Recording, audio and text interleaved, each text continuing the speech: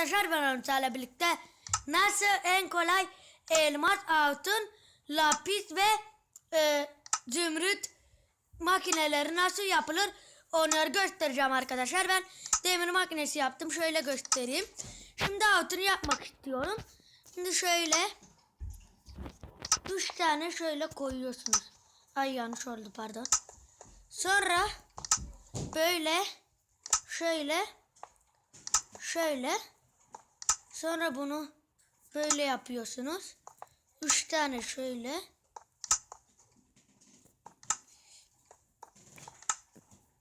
şöyle tamam. Sonra arkadaşlar isterseniz tabi böyle yapabilirsiniz, istemezseniz tüm blok kalabilir. Sonra şuraya dağıtıcı koyuyorsunuz ve şöyle arkadaşlar şu şekilde yapıyorsunuz ve şöyle buraya altınlarımızı yerleştirelim. Şöyle vagonu koyuyorsunuz, itiyorsunuz ve hazır arkadaşlar, gördüğünüz gibi. Şimdi yapmak istiyorum ben, diamond. Şöyle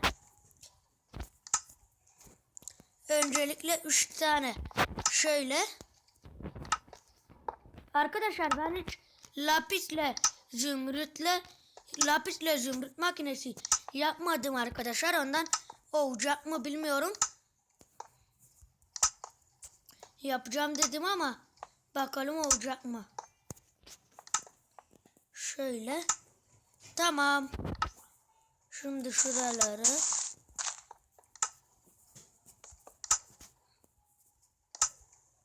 pardon.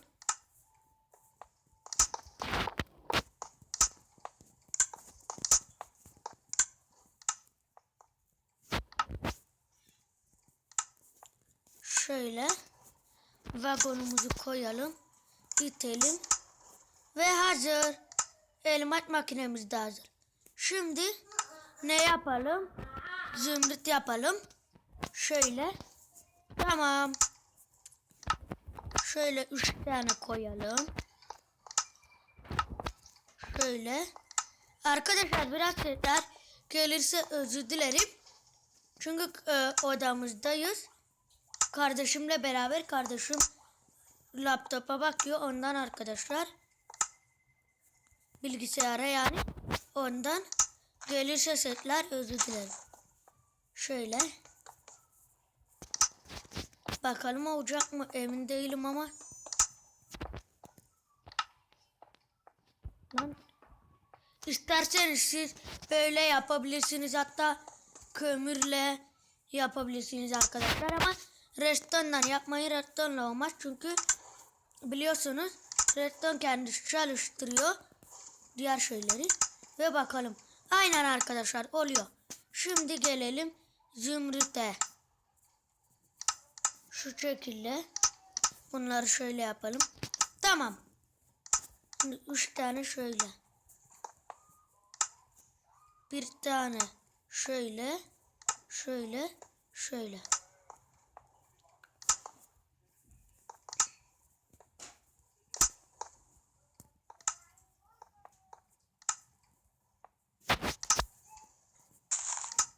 Şu şekilde arkadaşlar.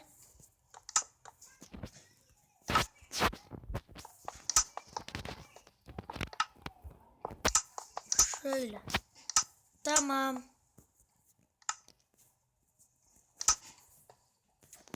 Bakalım çalışacak mı? Vagonumuzu koyalım. İtelim. Bakalım. Aynen arkadaşlar çalışıyor. Siz de benim gibi demir, altın, diamond, lapis ve zümrüt makinesi yapabilirsiniz. Hatta kömür makinesi de yapabilirsiniz ama redstone makinesi olmaz. Biliyorsunuz redstone kendisi çalıştırıyor. Ondan arkadaşlar. Oh. Alalım şöyle. Şunları da alalım.